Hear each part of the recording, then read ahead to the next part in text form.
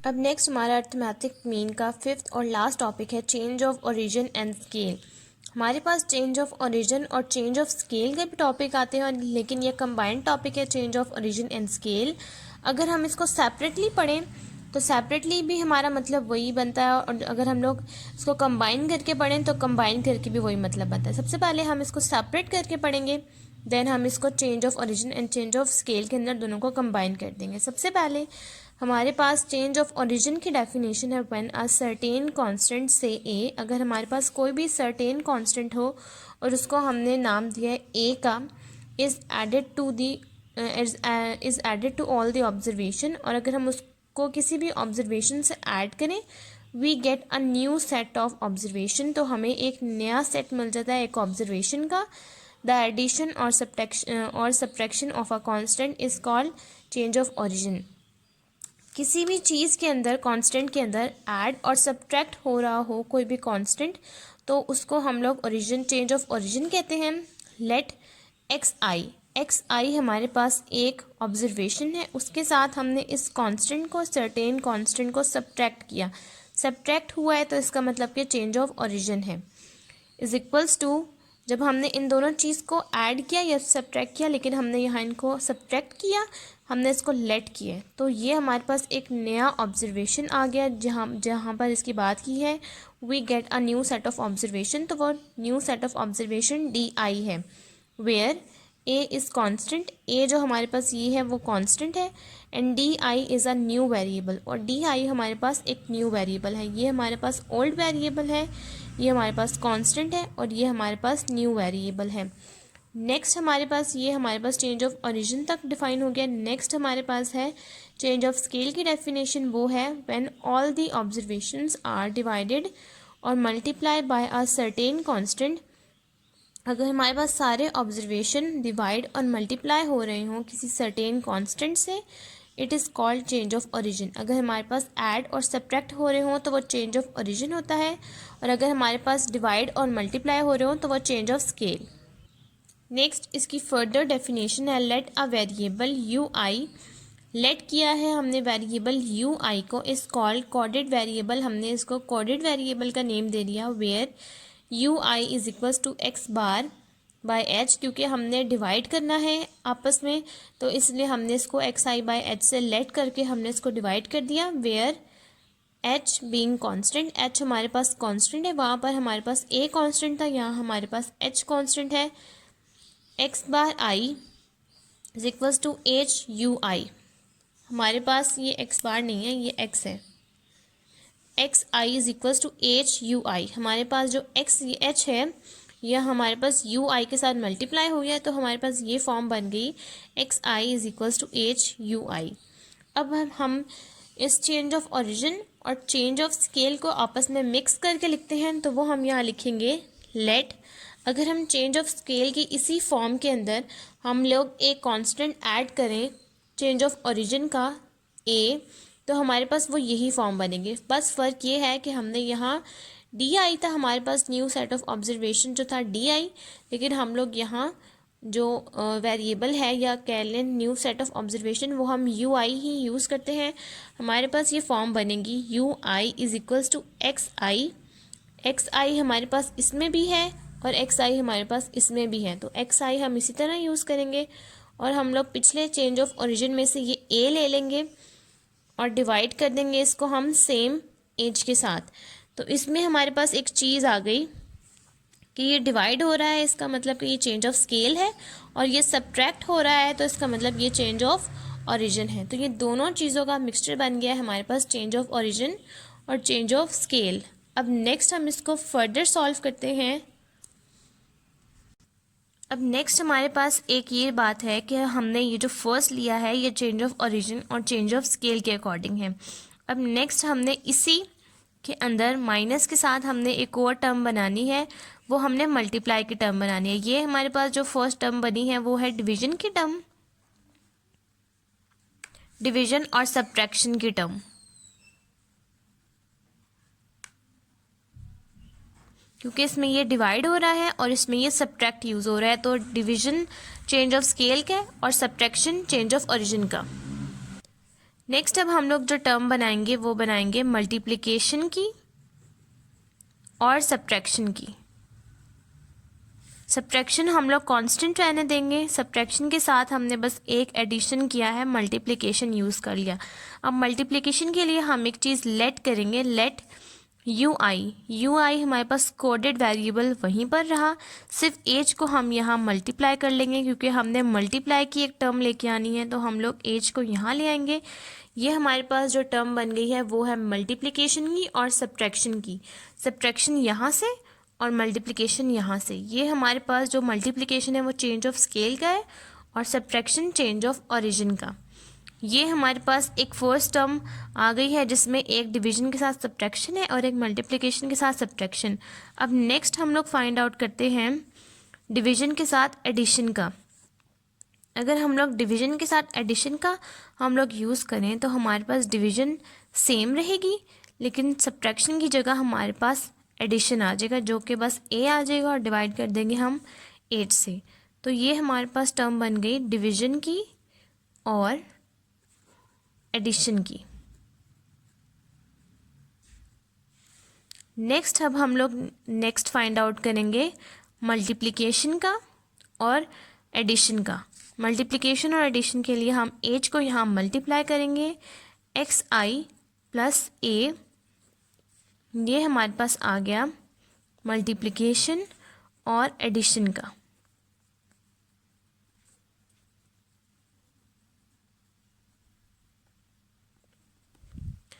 ये हमारे पास 4 टर्म्स आ गई हैं जो कि mixture of change of origin and scale है। अब हम लोग एक्चुअल चेंज ऑफ ओरिजिन और चेंज ऑफ स्केल, ये आ गया हमारे पास फर्स्ट फॉर्म जो हमने सबसे पहले बनाई थी। उससे फर्दर जो हमने बनाई थी वो हमने खुद अपनी लेट की हुई थी, लेकिन ये हमारे पास चेंज ऑफ ओरिजिन और चेंज ऑफ स्केल की असल फॉर्म है जिससे हम लोग इसके क्वेश्चंस भी सॉल्व करते हैं। अब इसकी हम लोग इक्वेशन फाइंड आउट करेंगे। तो सबसे पहले हम लोगों ने एक्स आई निकालने के लिए हम लोग यहाँ लिखेंगे X I minus A is equals to H, यहाँ डिवाइड हो रहा है, यहाँ की मल्टीप्लाई हो जाएगा तो वो आ जाएगा एच ऑफ यू आई। अब इसके साथ जो हमारे पास कांस्टेंट टर्म है वो है माइनस ए। अगर हमें एक्स आई चाहिए तो हम ए को यहाँ प्लस कर देंगे, यहाँ माइनस हो रहा है तो यहाँ आकर प्लस हो जाएगा, तो उसकी टर्म आ जाएगी x i is equals to h of u i plus a. ये हमारे पास एक टर्म आ गई जिससे हम फर्दर अपना चेंज ऑफ ओरिजिन और चेंज ऑफ स्केल की वैल्यूज़ को ड्राइव करेंगे। ये हमारे पास आ गया इक्वेशन 1। अब स्टेप नंबर 2 है अप्लाई समेशन। ये हमारे पास स्टेप नंबर 1 था और ये हमारे पास स्टेप नंबर 2 है अप्लाई समेशन। हमने इसी इक्वेशन के अंदर हमने समेशन को अप्लाई करना है इन इक्वेशन नंबर 1। इसके साथ समेशन आ जाएगा और इसके साथ होल के साथ समेशन आ जाएगा, वो फॉर्म बनेगी summation of x i is equals to summation h of u i plus a. अब हम इक्वेशन को इस सब के साथ सेपरेटली लिख लेंगे। अब हम यहाँ लिखेंगे समेशन एक्स आई, ये ब्रैकेट के बाहर समेशन है इसलिए हम इसे होल पे अप्लाई करेंगे। ये आ जाएगा एच ऑफ समेशन यू आई, क्योंकि सब्सक्रिप्ट में आई जिसके साथ होता है समेशन उसी के साथ आ जाता है, तो एच कांस्टेंट है वो बाहर आ गया, और समेशन यू आई प्लस ए हमारे पास कांस्टेंट वैल्यू है और ए के साथ हम लोग समेशन नहीं डाल सकते और ए के साथ कोई वैल्यू नहीं है, और तो इसलिए हम लोग इसके ऊपर समेशन होल अप्लाई कर देंगे, और जबकि इसके साथ सब्सक्रिप्ट का कोई निशान नहीं है, कोई वैल्यू नहीं है, इसलिए ये एन ऑफ ए हो जाएगा। नेक्स्ट अब हमारे पास स्टेप नंबर 3 है divided N by both sides. हमने दोनों साइड्स को n से डिवाइड कर देना है, ये वाली साइड को भी और ये वाली साइड को भी। अब नेक्स्ट हमने स्टेप नंबर 3 के अकॉर्डिंग हमने इस इक्वेशन के अंदर हमने इक्वेशन नंबर, इसको हम इक्वेशन नंबर 2 कह देंगे। हम इस इक्वेशन नंबर 2 के से डिवाइड करेंगे n को। हम लोग लिखेंगे समेशन एक्स आई और डिवाइड करेंगे फर्स्ट n से, बाकी लिखेंगे H of summation U I by n plus n A divided by N. ये वाला n इस वाले n से कट जाएगा। नेक्स्ट अब हम लोग ये देखेंगे समेशन एक्स आई हमारे पास इक्वल होता है एक्स बार के, तो वो हमारे पास आ जाएगा h, और ये समेशन यू आई बाय एन होता है यू बार के इक्वल, और ये बन गया हमारे पास a।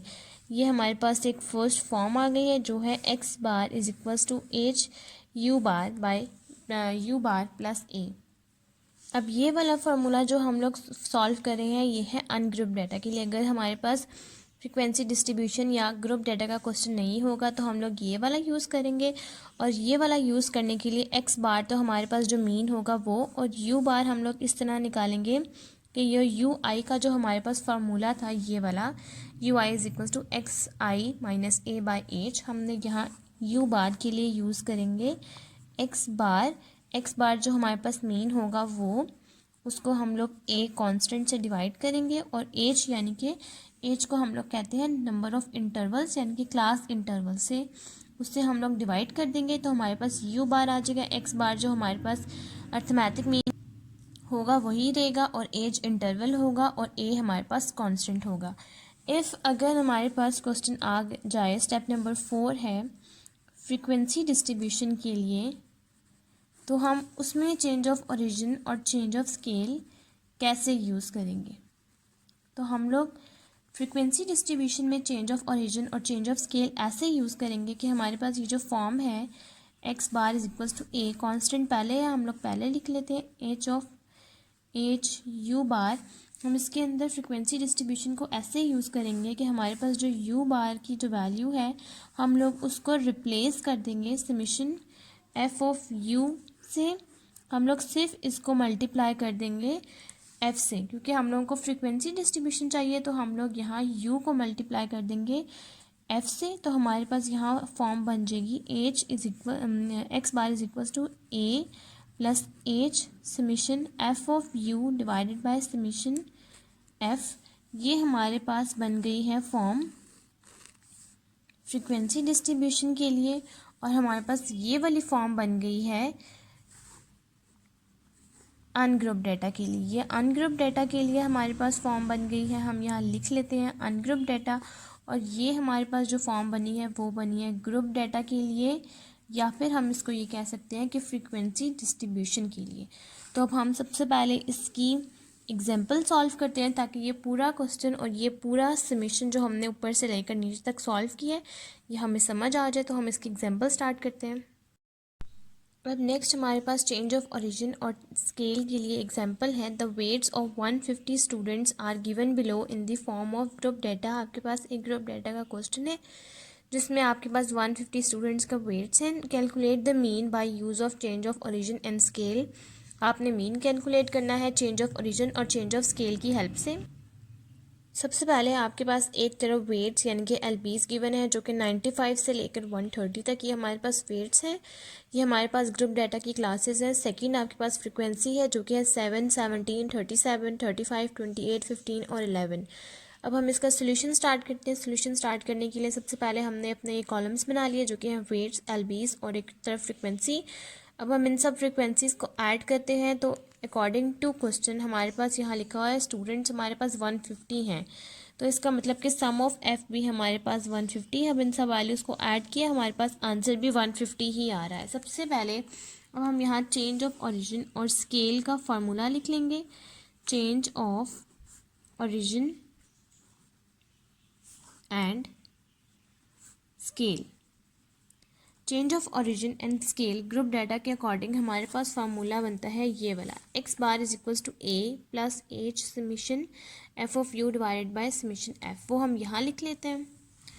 वो हमारे पास आता है x bar is equals to a plus h summation f of u divided by summation f. अब इस फार्मूले के अकॉर्डिंग हमारे पास हमें चाहिए a h summation f of u. हमारे पास समेशन एफ तो है लेकिन हमारे पास हमें चाहिए summation f of you. Summation f of you का मतलब है कि हमने यू निकाल के उसको सम ऑफ एफ यानी कि इस वाले कॉलम से मल्टीप्लाई करना है, तो वो हमारे पास आ जाएगा सम एफ ऑफ यू। सबसे पहले हम अपना कॉलम बनाएंगे जिसमें हमें चाहिए F of you. F of you का हमारे पास फार्मूला है एक्स माइनस ए बाय एज। अब सबसे पहले हमें चाहिए x। अब हम लोग अपने इस u के लिए हम लोग x निकालेंगे। x हमारे पास मिड पॉइंट्स हैं और a निकालेंगे। a हमारे पास जो सेंट्रल वैल्यू मिड पॉइंट्स की बनेगी वो, और h हमारे पास इंटरवल है। सबसे पहले हम लोग मिड पॉइंट्स निकाल लेते हैं। मिड पॉइंट हमारे पास जो फर्स्ट निकल रहा है 95 और 100 को आपने ऐड करना है और 2 पे डिवाइड करना है। फर्स्ट हमारे पास आ रहा है 97.5, सेकंड आ रहा है हमारे पास 102.5, देन 107.5, देन 112.5, 117.5, 122.5, 127.5। अब इस फार्मूले के अकॉर्डिंग हमारे पास ये x का कॉलम बन गया और अब हमारे पास a की वैल्यू आएगी हमारे पास जो सेंट्रल वैल्यू मिड पॉइंट्स की सेंट्रल वैल्यू है हमारे पास 112.5, यानी कि a की वैल्यू हमारे पास आ गई है 112.5 और एज हमारे पास है साइज ऑफ क्लास इंटरवल कि इन सब वैल्यूज़ के बीच का गैप कितना है। तो इन सब वैल्यूज़ के बीच का गैप है हमारे पास 5, तो हमने यहाँ वो लिख लिया। अब इन सब वैल्यूज़ के होते हुए अब हम इस पूरे कॉलम को सॉल्व कर लेंगे।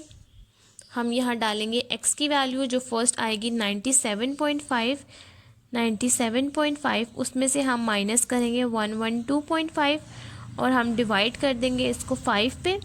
तो हमारे पास फर्स्ट वैल्यू आ जाएगी -3, देन -2, देन -1।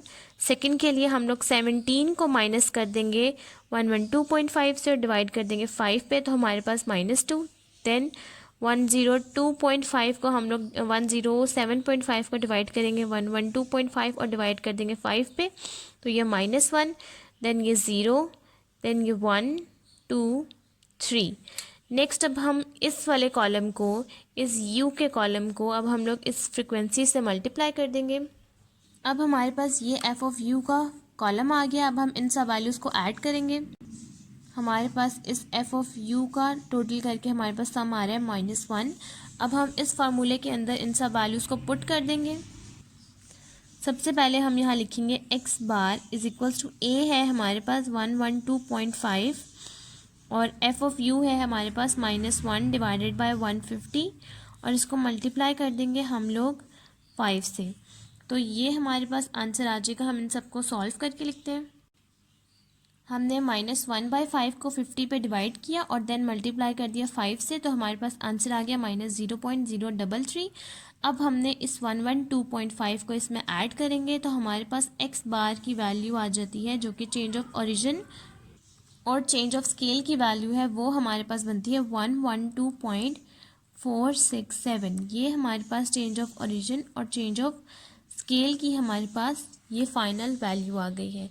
और सबसे इम्पॉर्टेंट बात कि अगर हमारे पास क्वेश्चन में मेंशन हो कि आपने सॉल्व करना है क्वेश्चन शॉर्टकट मेथड से, शॉर्टकट मेथड अगर आपके पास कहीं मेंशन आए तो इसका मतलब है कि आपने चेंज ऑफ ओरिजिन यूज़ करना है, और अगर आपके पास डायरेक्ट मेथड की बात आए तो वो आपने चेंज ऑफ स्केल यूज़ करना है।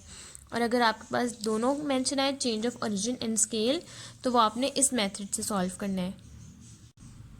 आज के लेक्चर के लिए थैंक यू। अगर आपको मेरी वीडियो पसंद आए तो आप मेरी वीडियो को लाइक करें, शेयर करें, कमेंट करें और आप मेरे चैनल को सब्सक्राइब करना ना भूलें ताकि आपको नए लेक्चर्स की वीडियोस मिलती रहें। आज के लेक्चर के लिए थैंक यू।